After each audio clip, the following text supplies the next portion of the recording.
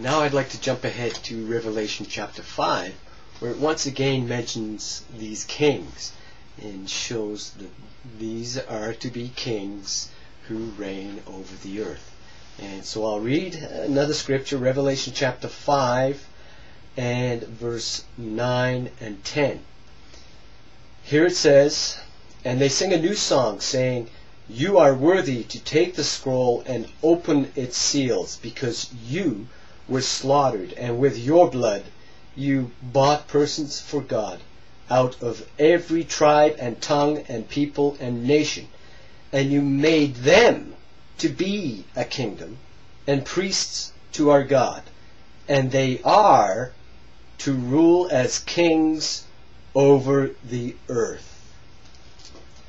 And so, once again, we touch on that same theme 5 chapters later, that this book is about these kings of the earth, and that they are to be a kingdom. They still are not yet reigning. So now it's a good time to probably sit back and contemplate about the power that these kings will have. These men who are presently walking upon the surface of the planet, and perhaps you know them or perhaps you don't, chances are that they're not being treated respectfully, and yet these men will be more powerful than the most powerful nation on the planet today. They'll be more powerful than any president who's been elected anywhere in the world today. And these men are among us. They might appear ignoble or may not be easily identified. They may look just like an ordinary person, and yet these people will have an extraordinary amount of power and an immense responsibility that goes beyond any that a person might have in the world today. Think about it. So if you've read the New Testament scriptures and understood them, then you know that Satan was well aware of who the first century 12 apostles were, and that he was able to deceive Judas Iscariot into betraying Jesus Christ. And so these 12 apostles were the main targets of Satan's efforts. So now, if we're living in the Lord's day, and those 12 men are walking upon the surface of the planet, who do you think are the main targets of Satan's efforts today? Yes, Satan will try and deceive those same 12 men and any of their brothers, their followers, the other 144,000. And unfortunately, if you understand the Bible, the book of Revelation, I'll show you that Satan has indeed had great success. So now I'd like to jump ahead a little in the book of Revelation to another place where it mentions the kings of the earth. And I'd like to go to chapter 16 and read to you some verses which shows that Satan's target is these same kings of the earth, John's spiritual brothers. So here we go. I'll read Revelation chapter 16, verses 13 and 14. "And I saw 3 unclean inspired expressions that looked like frogs come out of the mouth of the dragon." Who's the dragon? Satan. "And out of the mouth of the wild beast, and out of the mouth of the false prophet. They are indeed expressions inspired by demons, and perform signs, and they go forth to the kings of the entire inhabited earth to gather them together to the war of the great day of God the Almighty.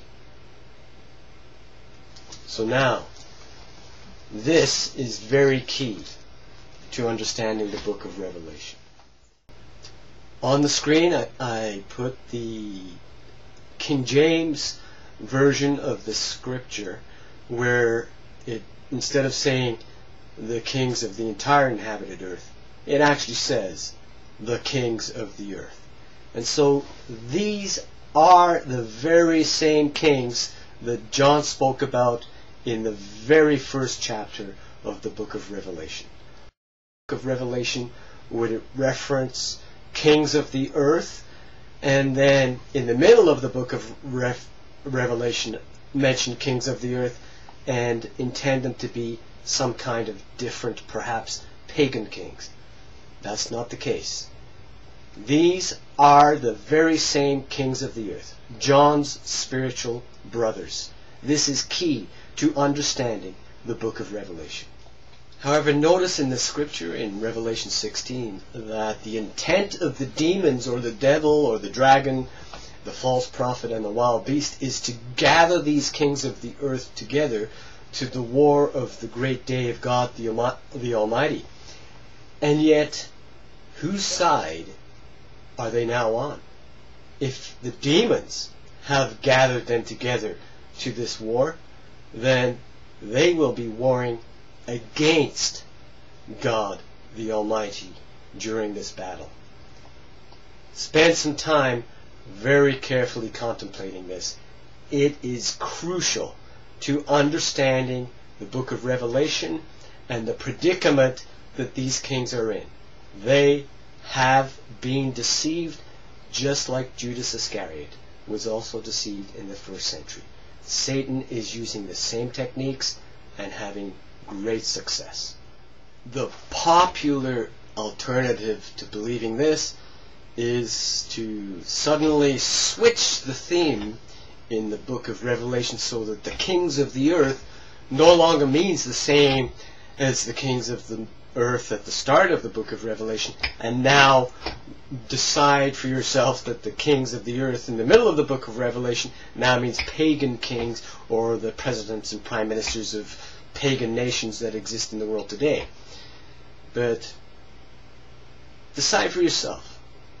What do you really want to believe? Do you want to believe that all of a sudden in the middle of the book of Revelation the entire theme switches for the convenience of who? Satan.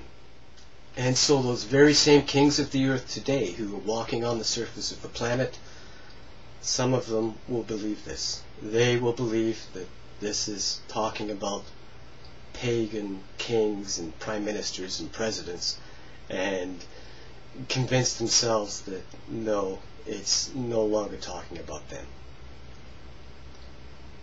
Satan has been spectacular in his success. Carefully think about this. So now if we continue reading in Revelation chapter 16, we'll see some admonishment that Jesus Christ gives to these kings of the earth. And so I'll read verse 15. It says, "Look, I am coming as a thief." Who does that remind you of? Jesus Christ. "Happy is the one that stays awake and keeps his outer garments, that he may not walk naked and people look upon his shamefulness." And so this next scripture is addressing those same kings of the earth. These are the ones that will be shamed because they've been deceived, undermined by Satan. And Jesus Christ is giving them a warning. Why would he warn pagan kings, presidents and prime ministers of nations on the earth today? No, he is admonishing the kings of the earth. He's admonishing the saints, the spiritual brothers of the Apostle John. So now it makes sense. Why would he admonish those pagan kings? Think about this. So now let's continue in Revelation chapter 16 to the next verse. And that's verse 16. And it says there, and they gathered them together to the place that is called in Hebrew Armageddon. And so, who are they? They are the demons and the dragon and the false prophet and the wild beast who gather the kings of the earth together to a place called in Hebrew Armageddon. Now, it's important to understand that this is a place, not a war. The war is the war of the great day of God the Almighty. The place is Armageddon. And there's really only one scripture in the Bible that mentions Armageddon, and that's in 2 Chronicles chapter 35. I recommend you read it. In 2 Chronicles chapter 35, Armageddon is the place that King Josiah, an Israelite king, went to fight a battle. And he went against the words which came from the mouth of God. King Josiah should not have gone to Armageddon. The consequence of him going to Armageddon was that he died. And so Armageddon is a very fitting name for the place that the dragon and the wild beast and the false prophet and the demons gather the kings of the earth together. Because this is a place where they will succumb. They will not survive after having been gathered to the same place that God doesn't want them to go. So I'm going to continue with the same thing, talking about the kings of the earth, because they're mentioned several more times in the book of Revelation, right up to almost the end of the book. And we don't even have to worry about all the confusing, mysterious symbology. If you stay with this topic, the kings of the earth, throughout the entire book, then it all starts to make sense. And so let's start examining more scriptures about the kings of the earth.